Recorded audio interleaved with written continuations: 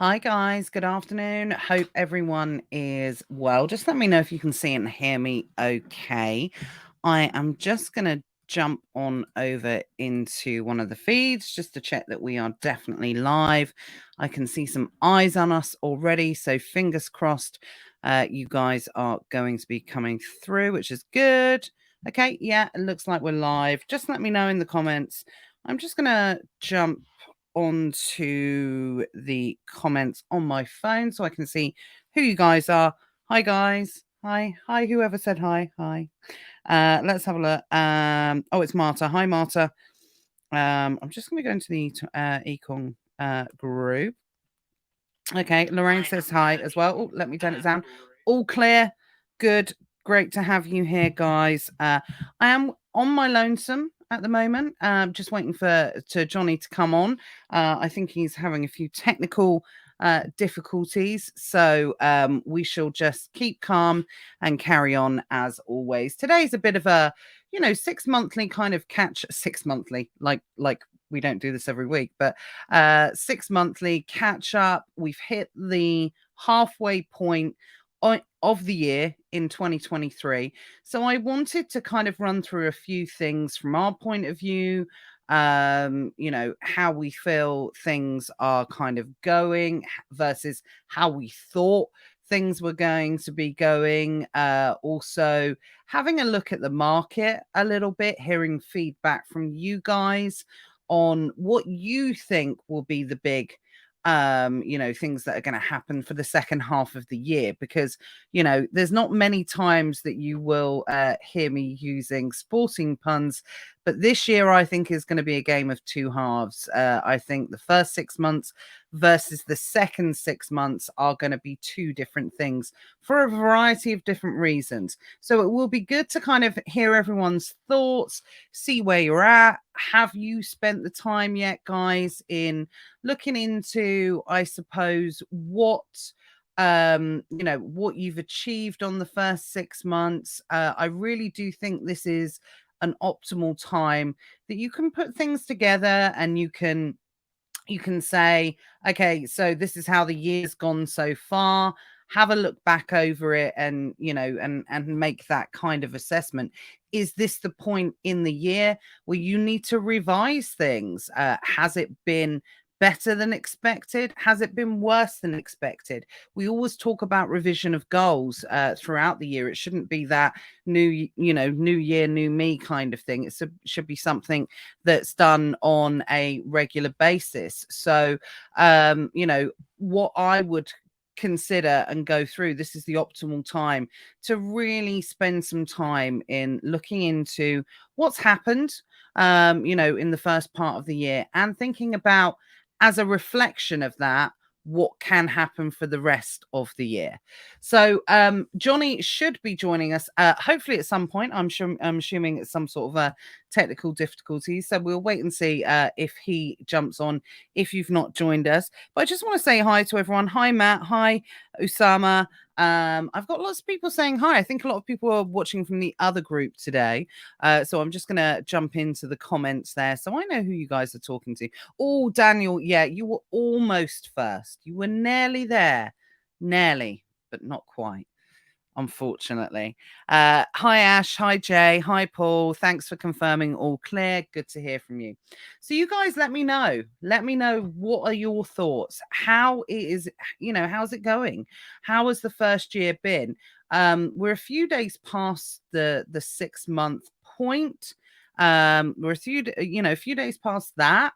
And, have you taken the time to look at, that the first half of the year yet? Is it something that you've done? Are you planning to do? I want to hear people's thoughts on this, because like I said, it's definitely going to be a little bit of a game of two halves, I think, this year in particular, in terms of what we thought was going to happen in the first part of the year probably didn't. So it kind of puts us in a little bit of a different position. So hi everyone, if you've just joined us as well. So what I want to talk about today, essentially, is how the first half of the year has been, what's kind of happened. And yeah, next time, Daniel, definitely for sure. If you're not first, you're last. I'm afraid that's the way it's got to be. But you know, as do you know what Matt Cromie, one of his favorite sayings is, I'm going off track and I'm digressing as usual. One of his favorite sayings is, you only get cookies. Cookies are for closers. So you got to be first, otherwise no cookies, I'm afraid. Hi guys, epic first half of the year. So much for government fear mongering. I knew that was going to be Hayden. I knew that was going to be Hayden that was going to be saying that. Always stay positive. Hi Ben. Right now, yes, this is an interesting point actually, because we had, you know, if you look back on a lot of the stuff that we were talking about at the back end of last year, you know, Q4 is always going to be Q4. And yes, we are going to start talking about Q4 now, because we're coming to that time, second half of the year. The next quarter that's upon us is actually going to be Q4. We're in Q3 now. So what it's going to be is, you know, we were talking at the back end of last year and we were talking about, we didn't know how this year was going to be, you know, economically, things were unstable. We didn't know what was what. And, you know, was it going to be this big recession that everybody was talking about? Now, I went on record and I said I didn't think it was going to be as bad as people thought it was going to be. I didn't see the doom and gloom. I think it's just my personality, or the fact that I kind of live in denial a little bit. I'm not sure. To be perfectly honest, I'm not sure which one it is. But either way, I'm quite happy being where I am than living in a constant kind of position of you know, doom and gloom. It is what it is, and you know, you've got to make what you can of it. Absolutely.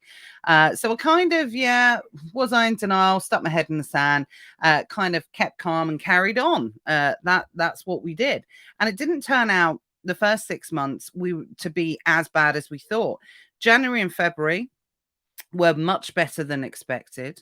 And it's continued to carry that vein throughout the year. We're in the green throughout all of the year. We've seen growth across every single element of our business for the first 6 months of the year. Now, what I will say is that growth has slowed. So last month, we've seen it kind of January and February, it really peaked. And then we've seen a reduction in the growth going down every month. But to be perfectly honest, and we saw the biggest reduction in the growth from May to June. So I think what is possibly happening, and, you know, looking back from it in hindsight, I remember saying, you know, in Q4 last year, if you do not grow in your business next year and your business just maintains, that is going to be a win. Because, you know, even as naive, or as much as I like to live in fairyland in terms of, you know, what type of recession that we were potentially going to go into, I never thought for anybody that was really going for it in the e-commerce space that it would be, you know, zero or hero kind of thing. But I didn't see 2023 as potentially being a year of growth for many people, unless you were quite new to the business, which naturally you're going to see. You know, if you're in the first 6 months, 12 months, 18 months of your business, then naturally you're going to see growth, you know, whatever, because, you know, starting from zero, hopefully you're going to be in the majority of the green. So, you know, that's genuinely what I thought. And it didn't actually happen. It didn't come about. You know, we experience growth on so many levels. I'm in a very fortunate position that I talk to dozens, well, I say dozens, hundreds of you almost, you know, through the efforts that we have in here. Never mind the buy box, the hive, all of you guys that slide into my DMs, you know, and, you know, chats I have with people and things like that. And, you know, if I didn't do this, I would be thinking, well, yay, go us. It's brilliant. You know, we're bucking the trend. But across the board, I am seeing lots of green, lots of positive. People have had an unexpected period of success in the first 6 months of the year that they were not anticipating. So, let me just jump into the comments here. Um, Matt says he loves cookies. Absolutely. Cookie Monster Matt for sure. Hi, Paulina. Great to have you here. So we've got, I'm not sure who said this actually, Marta. So this year is not going too bad, nothing amazing. Need to work on improving margins and selling through.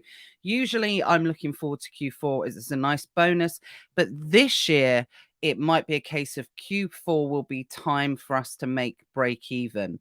Now that's a really interesting comment there, Marta. And I don't want to I don't want to bring the doom and gloom essentially to the situation. But what I said at the start is I do think this could be, a case of first half versus the second half for a few different reasons. Now, again, you know me, I don't focus on the negative. I'm always going to, so if I go ahead and say something negative here, I'm going to end it in a positive for sure. So I think personally, and this is my own personal opinion of it, is that this year, I believe Q3 is going to be the toughest quarter of the year. I think this is going to be the toughest quarter of the year for people for a couple of reasons. One, we're coming into summer slowdown. Summer slowdown, guess what, guys? It's a thing. It's real. It's not a myth. And this year is the first year where we have seen the result of leaving the pandemic behind us, people returning to some sort of normality in their summer habits, booking holidays, things like that. We are definitely going into a summer slowdown as it comes at the moment. There is no doubt about it. That's what I see, with that reduction of growth. I would be surprised if we see green across the board going into the summer. I think we will in certain areas in the business, but not in all areas in the business is what we've experienced so far this year. So I think we are in a period of stagnation for this quarter, and a lot of people will experience that. But I'm going to go back and I'm going to stand by what I said at the start of the year. I'm going to say if that happens for you in Q3, I actually think that's going to be a good achievement, because I think we're heading to a point, it's like a culmination a little bit, a compounding effect of a few different things that are going to pop off this summer for people, that I think that, yes, this is going to be the most difficult quarter of the year for people. Like I said, anyone and everyone I know's on, got a summer holiday this year. So that's the first thing. When we tend to have those type of life events and people living their best life over the summer, you kind of put things off. You forget to buy your 4-pack of Bisto, on Amazon and things like that. It becomes less of an issue. People eat out more, people socialize more over the summer period in the UK. People go on holiday. They're not in their normal kind of shopping habits. They have to pay out for things that you don't normally have to pay out for, throughout the rest of the year. If you've got kids, it's a pain in the backside. New school shoes, new school uniforms, trips, things like that, holidays. Not to mention keeping the Rugrats happy over the summer holidays, which costs an absolute fortune nowadays. You cannot get anywhere to like the cinema for less than 50 to 70 quid if you've got 2.4 children. So we've got that compounding effect of people who are starting to go away again, living their best lives, and still that ever-present cost of living crisis in terms of inflation. Everything just costs that much more this year. So that is going to affect people's spending habits. There's no doubt about it whatsoever. So I think we are definitely going to see a period of either stagnation or a little bit of retraction in Q4 for a lot of people because of that, because we're heading into summer slowdown now. Really, we got 3 weeks before the kids break up. I anticipate the next couple of weeks are going to be quite good from a sales point of view, and then after that we could be looking at about 6 weeks of reduced selling period. I'm not saying it's going to fall off a cliff, guys, but I'm saying, like I said, it could be a period of stagnation or something like that. So yeah, extortionate prices for utilities, no doubt about it whatsoever, and that's something I want to factor in as well. Now, the reason why, oh, that's Darren. Hi, Darren. The reason why I actually think that Q3 is going to be the worst, because there are a couple of things that are going to hit its peak now. So we should, and I'm not an economist, guys, this is in my own opinion, so please don't shoot me down on this. Well, if you want to, obviously go for it, but please let me know your thoughts on this. I'm not an economist, but the way that I see it and make predictions is talking to you guys on our own business, on our own situation, that type of thing, obviously. But like I said, I think we're looking at a period of stagnation now for Q3, because I think this is the point where we are going to hit the peak of the cost of living crisis, but also potentially as well, you are going to start to see the effect of those interest rates having an effect on people's disposable incomes now. And it's going to peak, I think, between now and the back end of the year. So people are starting to come out of their mortgage deals, things like that, whereas your mortgage is going to go up, and we've been paying extortionate prices for utilities, over the last 12 months. But the reason why I think it's going to affect the back end of this year more, and well, I think it's going to affect the back end of this year, and then I think it's going to come to a little bit of an end. So what I mean by that is not everything's going to be fine from 2024 moving on, but I think it's going to be a tough Q3. I think it's going to be a challenging Q4, but I think with regards to the fact that it's going to be Q4 and some of the stuff that we talked about last year in terms of, we're not the same as the 80s recession generation. Those people were kind of baby boomers, and, there were a lot of people live that were used to tightening their belts, coming out of the back of the Second World War and things like that. Our generation has moved on since then in terms of tightening belts. We live in such a I want it now and I'm going to make it happen kind of industry, and I think never more so than that is applicable and evident in Q4. So I think even if you were to see a little bit of a drop off in terms of what people being really hit hard in the pockets by, maybe they've come out of their mortgage deal, maybe they have come out of a fixed price utility bill, all of these type of things, and all of a sudden they're going to have to suck up extra pricing. I also think Q4 will counteract that. And going into the start of next year as well, I think what will happen is I think Q4 will counteract it. But when you've got the people that are coming out of their mortgages, hopefully this is when we are going to start seeing the beginning of the end of the cost of living in terms of inflation and utility bills. They should, or so we've been led to believe, that they will start to come down as we come towards the back end of the year and going into next year. I know someone said that maybe they might peak again over winter and that type of thing, but hopefully we'll be coming out of the end of this nonsense at that point. And yes, we are going to have to deal with significantly higher interest rates. Everybody is going to be having to do that, across the board over the next couple of years. But hopefully with inflation getting under control and a few other things coming into place, then hopefully it can be counteracted and, people pulling in their belts and, that type of thing. So I think that's where I personally see it going. I think Q4 will always be Q4. I think it's one of those, demand is never going to be as high as it was back in 2020 and 2021 during the pandemic. But overall, there is definitely evidence that Amazon continues to grow every single year in terms of demand and what people are looking for outside of that pandemic period. It is never going to be as crazy as that, on the supply and demand side of things, guys. So, but it does continue to grow in an upward trend. So the demand is always going to be there. You just have to make sure that you have the right levels of supply for what people are looking for on Amazon, which we'll come and talk about in a moment.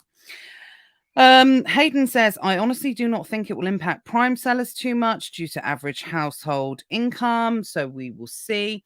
Absolutely. You've got to remember things like cost of living crisis and inflation and everything that we're talking about, the arbitrary kind of increases that we are talking about, that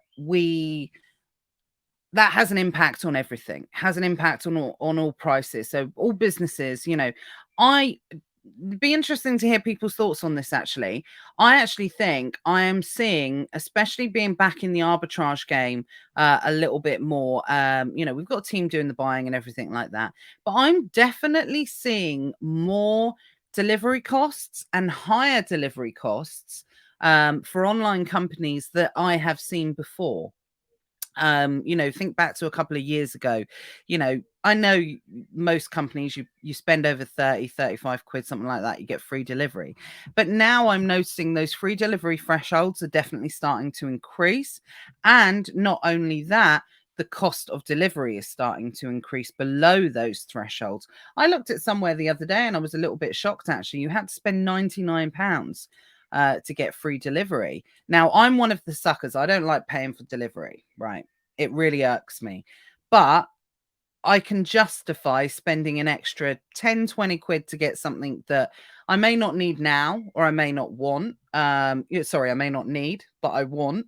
So, I'll add that in to avoid paying, £5-6 delivery charge or whatever. But I'm not going to take a £30 basket or a £40 basket up to 75 or 100 quid. So those are going to be the differences where I think people are going to really feel it. And interestingly, and most crucially, I also think that's going to be the period where you're going to see people maybe coming back to like Amazon, like Hayden said there, of really utilizing those free account benefits of well, they're not free because you obviously have to pay for your Prime subscription, of course, but that's when people are going to be utilizing free deliveries and things like that. So it'll be interesting to see, but demand's always going to be there. Wesley says buy gold. Yeah, do you know what, I know a lot of people that talk about that sort of thing. I'm not really an investments person. Just something I've never really had the time to look into, what's good investments, what isn't good investments. I bought like what is it, an ETH like a couple of years ago or something like that. I don't even know if I've still got it. If I have, it's probably worth a lot less than what I paid for it. But yeah, I'm just not I'm just not an investment person in that respect. So it'd be interesting to have a look at that. We got someone here. Sorry, I don't know who it is. So my line is green. Oh, sorry, no. Oh no, it's Daniel. My line in refunds is green, so that's positive. Absolutely. You got to take everything you got to take for sure. But again, interesting trend and something you've brought up, Daniel, there. I don't know. Let me know in the comments. I actually think there is a much higher rate of refunds at the moment than I am used to seeing. So it'd be interesting to hear people's thoughts. Paul says, where are we here? Going great. Sorry. Looking to treat the family to a trip to Disney. Looking forward to a vid on how you did. We just can't get it as cheap as you did. Yeah, absolutely. Do you know what? I am genuinely thinking, this is not related to selling whatsoever. I'm actually genuinely thinking, I have so many friends, that always want to do a trip to, Disney. I'm actually thinking of like once a year doing like an information webinar completely for free, nothing, nothing in it whatsoever, about all my tips and tricks and how to spend a lot less money at Disney and how to get the best out of it. Because I think sometimes I forget we go every couple of years because of the benefits that this business gives us. It helps us to be able to afford it, because it's not a cheap trip anymore. It's not something that, you know, if you are a family of four and this is something that you want to do in style, you'll be incredibly lucky to spend less than 10 to 12,000 pounds on a Disney holiday at the moment. So yeah, I'm seriously thinking of doing it. But this is something, funnily enough, that I wanted to talk about, because I do believe that this is important. I'm seeing a lot of people that are leaving the space at the moment. This is the time it happens, by the way, guys. People tend to leave now. People automatically think, oh, you might leave after Q4, or people might leave, you know, the industry and, you know, in what are perceived to be those kind of months, big drop off in sales after Q4. But people don't tend to leave the business now. Then they tend to leave the business now as we're coming into summer slowdown. And it kind of starts ticking in your head, am I going to be able to get through this quarter? Am I going to be able to, you know, really go through that kind of Q4 again? Am I ready for it? Whereas I look at it from the other point of view and I think, you know, you're this close to Q4. Why wouldn't you, you know, kind of go for it and leave it now? But as we know last year, from last year, I saw more people getting in trouble from Q4 last year than I saw at any point in this business. Overextension of borrowing, not understanding how to leverage borrowing, increasing cost of borrowing money, you know, not employing selling strategies right when you are borrowing money, because you know, when you're borrowing money to spend on Amazon and buy stock with it, you can't treat that the same way as you are, you know, putting your own cash in or reinvesting your profits. They've got to be two different, you know, strategies when it comes to selling. You know, anyone that thinks that they can just kind of borrow 30, 40, 50,000 pounds, buy a load of stock and, you know, flip it, it doesn't really kind of work like that outside of the post-COVID world anymore, with the higher cost of borrowing and, you know, competition. That's why we are seeing the highest level of price tanking, I think, across the board, because so many people have underestimated and they have tried to sell in the same way that they had previously sold the year before, which you just absolutely can't do it. And I'm seeing that time and time again. I do completely agree, Hayden. People that are not surrounded by the right people, absolutely, for sure. Noticing lots of people leaving, canceling softwares from, you know, affiliates and things like that. Yeah, absolutely. But it is, like I said, if people are going to leave, this is the time of year people tend to leave this business, you know, regardless of anything else. You know, this is the most common time that I've seen over the years where people will leave. Hi, Phil. Good to have you here. So I think that in this period of time, it's good to think about really, you know, what your strategies are going to be doing in, you know, coming into the next, you know, period of time. And I think it's about managing expectations as well. So, you know, like I said, from what I see, I personally think it's going to be a period of stagnation. I think if you can match what you were doing last Q3 and going above that, I think that's going to be, you know, absolutely brilliant. But I also want people to get into a habit of looking things slightly differently. Yes, in a perfect world, we would love to be in, you know, net profit, 20% margin every single day for 365 years. Sorry, not around that long. 365 days in this business. But unfortunately, it doesn't work like that. Some days you win, some days you lose. Some months you win, some months you lose. Some quarters you win, some quarters you lose.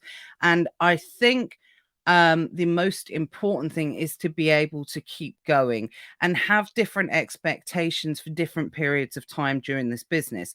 I'm not going to go back over it, but everything I said at the start of it, I truly, truly believe in terms of we're coming into summer slowdown. This is going to be the quietest period of the year for the majority of people. It's going to go into a period of stagnation, all of these different types of things that I spoke about at the start.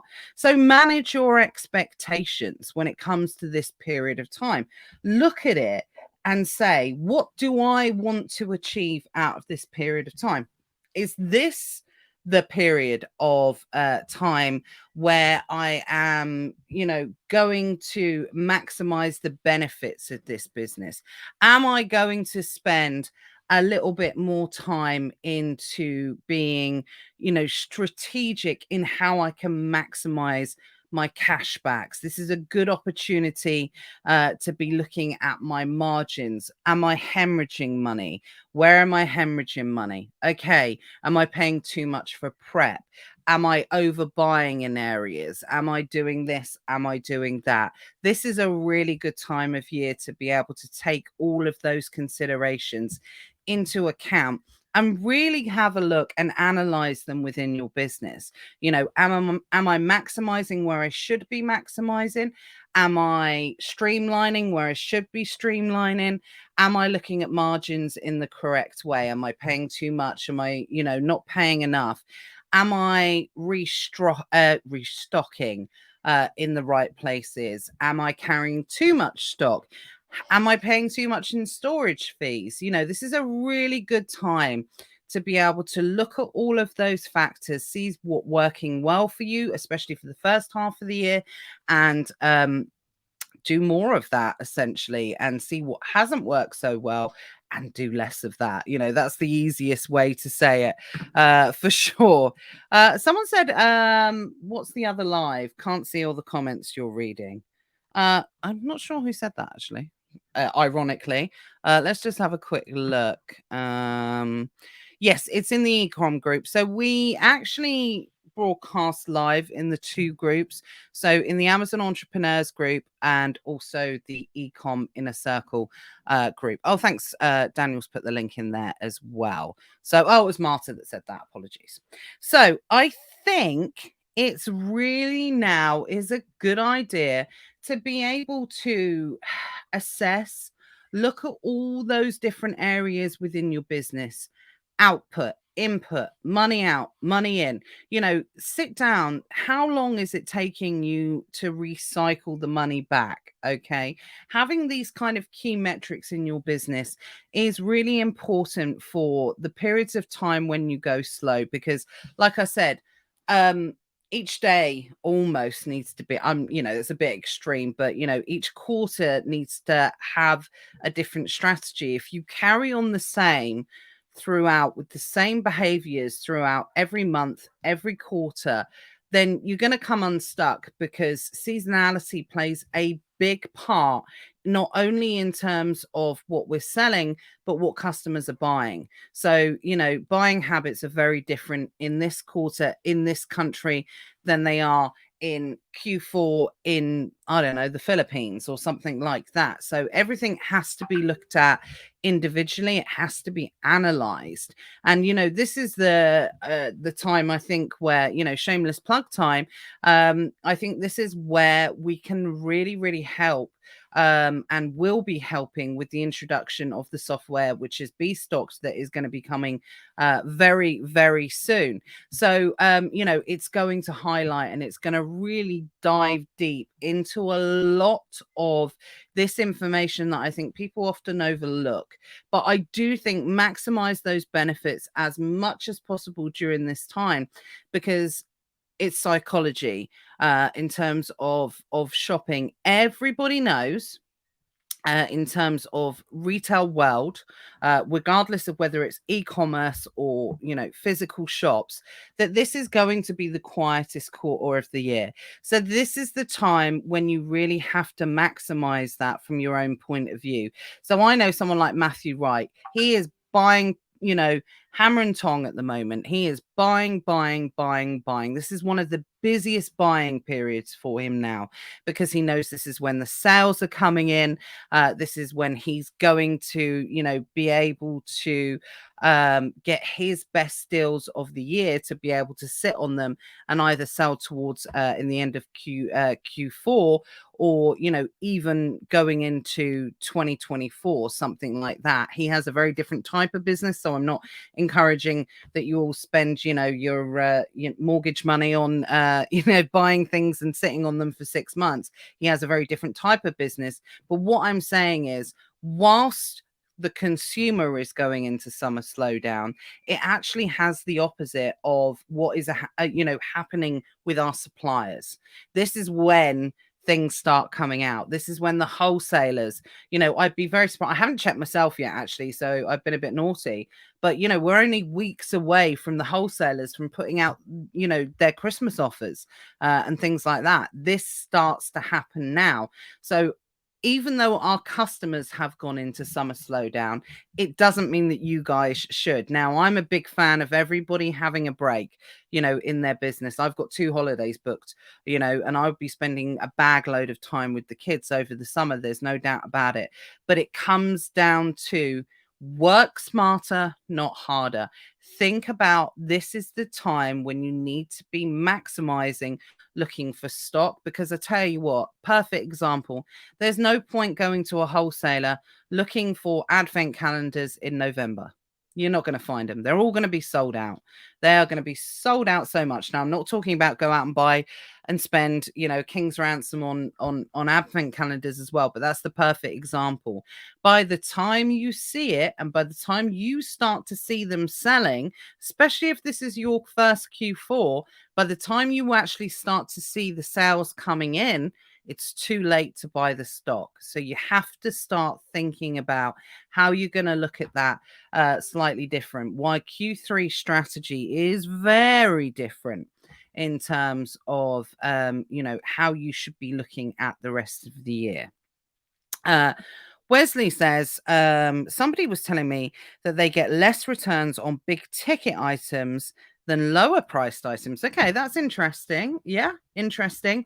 I think that could be for a couple of reasons. Probably something more research going into, it's less of an impulse buy. So if you're going to spend X amount of money on something, it's very rare that, unless you're, I don't know, multi-millionaire or something, that you're just going to go ahead and, have like a big impulse buy. So there's a good chance you've looked into the reviews. It's a good chance that you might have gone and viewed it in a shop or something like that. But it's, not good for the retailer, but at the end of the day, and then gone ahead and purchased it online. So you might know exactly what you want. So I can see that. We do sell higher end goods than, 4-pack of Bisto, in terms of, we don't sell a lot of grocery and things like that. We tend to sell a higher price, but we're not high end. Like Matt Wright sells a lot of high end stuff. So that kind of does make sense a little bit. And I think there is also a little bit of a hesitation for certain things, like what you can spend. So Matt got a new laptop the other day, and he actually, I'm like throwing Matt under the bus today. Well, nothing usual there, I suppose.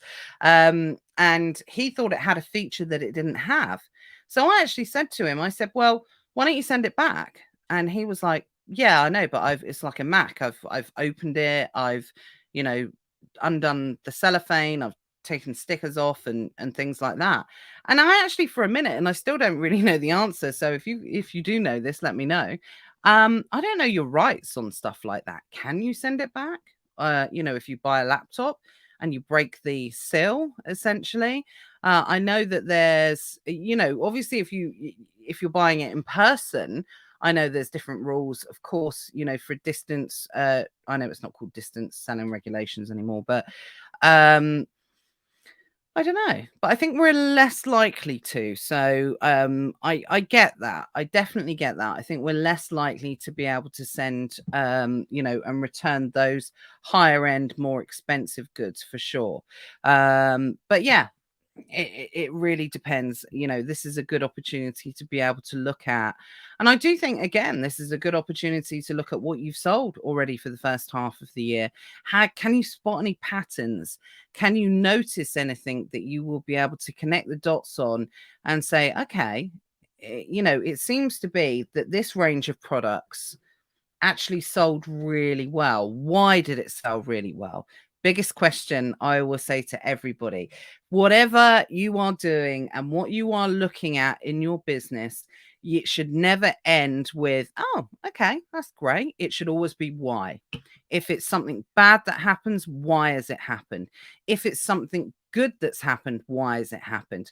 We tend to, when we have period of successes, get a bit kind of, we're happy with the endorphin hit.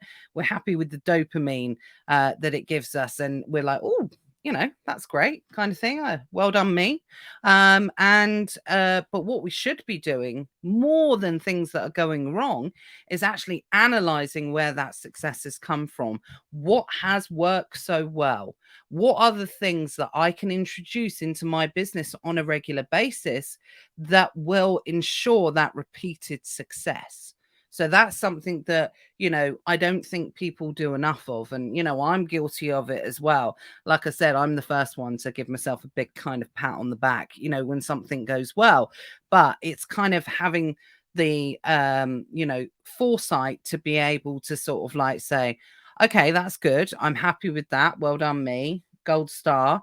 But why did it happen? So always be asking why. I teach my kids that in everything. Might have regretted it slightly on occasion, but that's how I was brought up. It's the biggest lesson, the biggest thing that I learned from my dear old dad was he always told me to question, never just accept. Never just accept anything. Always be questioning. So always ask yourself that question: why has it happened? And the more that you'll understand that, the more that you'll do it, the more patterns that you will be able to spot. And, the more that you'll be able to add that into your business on a consistent basis, and the more compounding results that you will definitely start to see for sure. But I suppose the final thing that I kind of wanted to say with regards to, looking into turning into a life coach. Yeah, absolutely. I think that the final thing that I wanted to say is that tough times, that saying, whatever it is, tough times build tough men, bit sexist in nowadays. And it's so true. I don't think that we have got away with the tough times. I think the tough times are still to come. Do I think it's going to be doom and gloom? No, definitely not. But at the same time, I think it's going to be more challenging than it's been. So I think with the combination of the Q3 stagnating for people, and hopefully Q4 being as good as we always hope it's going to be. Like I said, I think it's going to be that kind of game of two halves, but what I want people to be able to remember is that the first half of the year across the board, and I'm talking in generals, guys, I know that it hasn't been great for everybody. Okay. So, but it was better than overall, the economy was better than we expected. We did not see the level of doom and gloom that we were expecting. So if you were somebody who um, did not experience the green in the first half of the year, you have to look at what you're not doing in terms of why haven't you seen that unexpected kind of gain? Is it because you are doing things the same way that you were doing them 2 years ago? Be honest with yourself. We're all big boys and big girls and big theys and things like that. So we have to be able to ask these strong questions of ourselves within our business. If you are doing the same thing and expecting a different result, then it's just not going to happen. It has evolved. We've moved on from the pandemic. And I would say going into next year, we are going to move on even more so again. I'm currently writing a training for the Hive, which is going to be released some point over the summer. It's actually called Profit Sting. So don't mind sharing the name. Everything, like I said, the Hive is the pun generator that just keeps on giving. When we decided to call it the Hive, I was like, oh, okay, we'll call it the Hive. And then we was like, beehive and bee stocked and everything like that. But I tell you what, those puns just keep coming. They're brilliant. So Profit Sting, it's going to be a new way of selling. Well, not a new way. Sorry, that's a misrepresentation. It's going to be the way I want people to think about it is like, this is for everyone that thinks that arbitrage is dead. It's not. It's just evolving. And this is a rhetoric that I have had for years. It is the thing that I have stuck to the most. You know, when we first started selling on Amazon, it is not the same. And it has changed, you know, more times than I can count on my two hands over that period of time. And it's changing again now. And it needs adaptation. And you guys need to be able to evolve with the new way of selling moving forward. So, oh, who put that? Who said that? Well done, Daniel. Next course title: No money, no honey, cash flow management. I love it. Brilliant, brilliant. Yes, they're all names welcome for sure. Like I said, the Hive is the gift, the pun gift that keeps on giving. So this is going to be the new level of learning. We're on EU selling at the moment for anyone that's interested in that. We've already done bundles. Then we've got EU. Profit Sting is coming next. And then we're going to turn our focus onto Q4. So, you know, we are really going to focus down deep on those selling strategies during that period of time. So if you have not joined the Hive already and you want to find out what it's all about, then I'm sure if there's someone around, pop a link in. If not, I'll go back afterwards and pop a link to join the Hive. We've just had a new sales page done, so there's quite a lot of information on there if you want to find out a little bit more. But we're not here to sell you anything. Like I said, this is just a you know, shameless plug. And as there's no one else here, I thought I'd plug my own stuff. So we, you know, we might as well. So it's definitely about lots of different strategies, looking at things differently, managing those expectations for Q3. I'll be interested, as always, to hear from you guys about how Q3 is going, how it's developing for people. I get really good insight because, you know, I'm very, you know, lucky to be able to talk to as many of you as I do, and you're always telling me what's going well, what isn't going so well, and you know, that type of thing. So it's always really, really useful for you know, and I use the information you give us on these type of conversations to be able to create content for the group. So, you know, please always feel free to drop me a message and say what's going good, what isn't going so well, because it helps really, you know, fuel the direction of, you know, the posts in the group, the videos that we put on YouTube, what goes into these lives and what type of guests that we have on the live. So, you know, I'm always open to hearing from people. So please continue to do that. There's going to be a new video on YouTube this week, which I'm just about to record, which I'm really super excited about. Hashtag spoiler, it is something that is, yeah, it's one of those crazy little hacks that well, I don't even know if it's a hack, actually, to be perfectly honest. It's one of those crazy little things where it just literally could save somebody's account at some point. So yeah, really looking forward to releasing that video this week. Daniel says next guest. So as always, I normally get it wrong. I think I get it wrong more than I get it right. And I really should look it up beforehand.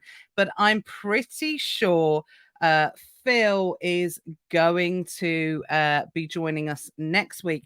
And we are going to be talking about how he has grown his business on eBay, which, yes, when it comes to diversifying income streams and things like that. So it's going to be a good discussion on how he has really managed to grow that income stream. How you can get started, some tips, tricks, things like that. Yay, Phil. Do you know what I said it at the end of last week? I was like, Phil's here next week. And yeah, I totally got the dates wrong. So yeah, be looking forward to having Phil Britton on next week. And we're going to talk about all things eBay, something slightly different. I think eBay is definitely going to be a good platform for people this year, especially through Q4. Just down to the cost of living, and by the way, we're not encouraging any type of new income streams, but, just for things like dealing with your returns and, stuff like that. But we will, have a chat with Phil next week. You guys can jump on, ask any questions. It's one of those type of platforms. I always call it the forgotten platform. People kind of forget about it. So it's good to always have a refresh with someone that's doing really, really well. Phil said if anyone's got any questions, leave them in the group for sure. So I'll set up the event for next week, and if anyone's got any pre-questions or anything like that, pop them through and we can go through and answer them live. But as always, guys, thanks for joining me. I can't believe can't believe it's been like a whole hour, but there we go. It has. So hopefully you found today's session useful. We will upload the replay on YouTube over the next 24 hours.